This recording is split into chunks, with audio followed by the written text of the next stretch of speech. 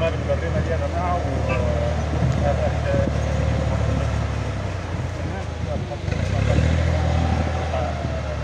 علاج من هنا كده وكده حقنت سمنت جسم النخله كله وان شاء الله باذن الله مش اي اصابه تلاقي على كده باذن الله تعالى ان شاء الله.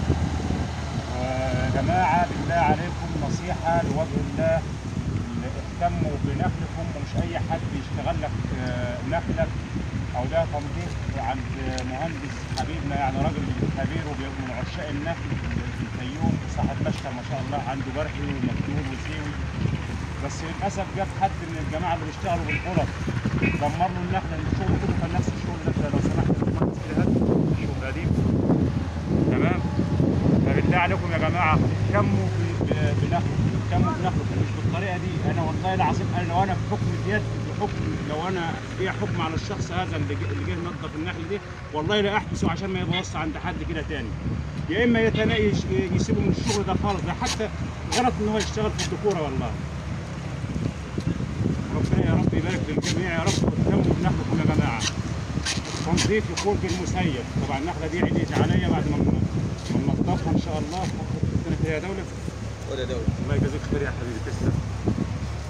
كنتنا زي كده يا جماعه، كنتنا دي طبعا متوفره في كل المزارع وكل الاماكن، وهتسكر عليها كده تشوف الميه يا دوله شويه الميه بتاع لتر بس كده ونص لتر ميه، مش محتاجه ما ترش نفسها.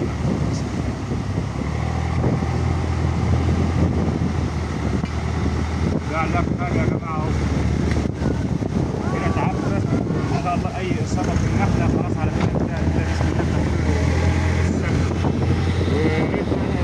بعد ما تخلص الشغل كله النخل كله هيتغسل بمبيد حشري ويتغبر بكبريت كده، تقعد النخله 6 اشهر ما تحتاجش ما يجيلهاش اي اصابه. لكن عمرك ما تعالج على مخلفات في النخله لما تكون النخله فيها مش متنظفه صح وتديرها وتعالجها، العلاج ما بيفيدش معاها زي لما تكون متنظف.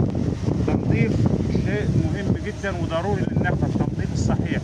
بارك الله فيك يا باشمهندس، وده الشغل على ارض الواقع اهو ما شاء الله متنظف جديد ما شاء الله. ربنا يبارك يا رب للجميع وتحياتي للجميع. بارك الله فيك يا باشمهندس.